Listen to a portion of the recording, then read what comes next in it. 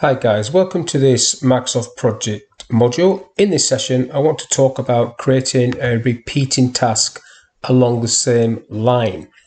I have quite a lot of clients ask if you can show the same process going on the same line rather than coming down as separate tasks. So that's what I want to show you today, and this is how you do it. So first of all, in fact, I'll call it process. So call it process, and let's say it's a 2-day process which repeats 3 times. So there's your first one, it's on there. Now I want it to repeat on Thursday and Friday there and there, the next 2 weeks going on, so 3 altogether. What you have to do is double click on the white to get into the bar styles, or if you don't want to do that or you find that difficult, because sometimes I was doing this session yesterday, people were double clicking on the white and it was just creating tasks. It's a bit of a fault, that is. So if you double click and it creates a task, doesn't matter, you can go format and then format again and get bar styles from there. But whichever way you do it, you need this box. And then scroll down to the bottom of this list. And what we have to do is create 2 additional lines. So process, I'll call it. You get this shape where you can change the shape. So I'm going to change the color to red and the end to an arrow going that way. And then same for the middle bit. I'll put it green, and then I'll have an end shape, and then red. In fact, I'll do that one red as well. Red, yeah, a terrible color. There it is. I don't particularly like that color, but there you go. Now you have to select what type of task you want to show this for. So this is going to be for normal tasks, and then this is the key bit. You have to change the fields. So you can't use this task start, these two, start and finish, you can't use those. So you'll have to use the field called start 1. So start 1 and finish 1. So I already put that in there for us. Now, but you have to be careful again with this, because these fields get used when you're saving, not baselines, but saving, I'll just show you. Wait a minute, just come out of that. If I go to project and set baseline, so interim plans use these start and finish fields. So if you've been using this, you can't do what I'm about to show you. So these are quite old now. Most people just save baselines and use these. But just be careful, because if there's information in these fields, you're going to overwrite that information. So I'll just cancel that off. Come back into this. So that was the first one down the bottom there, and then I'm going to repeat that for the second one. So we'll still call it process, call it process 1. I'll do the same little diagram, arrow going right, color red, color green, and red, and shape pointing right. I'll click OK to that. And no, I don't. I'll select this first, sorry, normal. And then now you need to select start 2, and finish 2.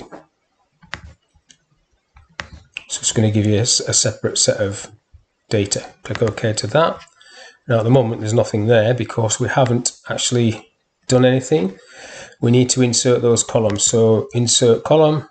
Right click at the top, insert column, type S to get to the S's. You want start 1, and then you want finish 1, insert column, type F, finish 1, and then you want start 2, insert column, S, start 2, and insert column, finish 2, and then you now populate with the dates. So I said the 23rd and the 24th for the first one, and then you get your little symbol, and then the week after that would be the 30th and the 1st of May, and you get your little symbol after that. Now this table, you can save this table so you can quickly access it at a later date. And to do that, you go view, tables, save this table as a new table, and I'll call it process. Okay, Then because I've messed up the entry table, I'll just get rid of these 4 fields, these 4 columns. Just delete those off. And then in the tables list, you have process, entry. Sorry, I've done that wrong. Get rid of that. I've probably killed this off now for process. I have, so I'll just have to add those back again. So insert start 1, insert finish 1, and insert start 2, and insert finish 2,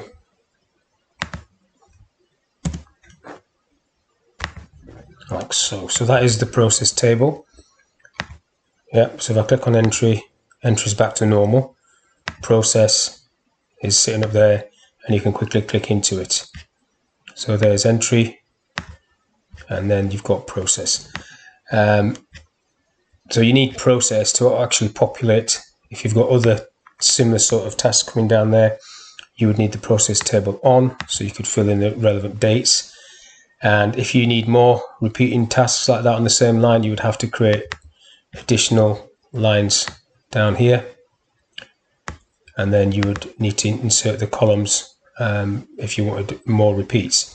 But for the additional ones, if I let's try putting a process 1 there, just leave it on 1 day. You just start populating this in the same way, 23rd, 24th, and there you go. Now, when you save a table, so if I go back to more tables, if you look at the organizer, you can see your table is there, but it's also in the global template. So in theory, if I close this down, come out of this, cancel this, do Control-N for new, go to tables, there's my process table, so it's still there. And if I show you in the more tables organizer, and then you can see processes in the global template. So if you didn't want that, you would have to make sure you're not on it, otherwise it won't let you delete it, but you can just delete it and get rid of it through this organizer box. So that was how to create repeating tasks on the same line. Hope you enjoyed this session, and I'll see you soon.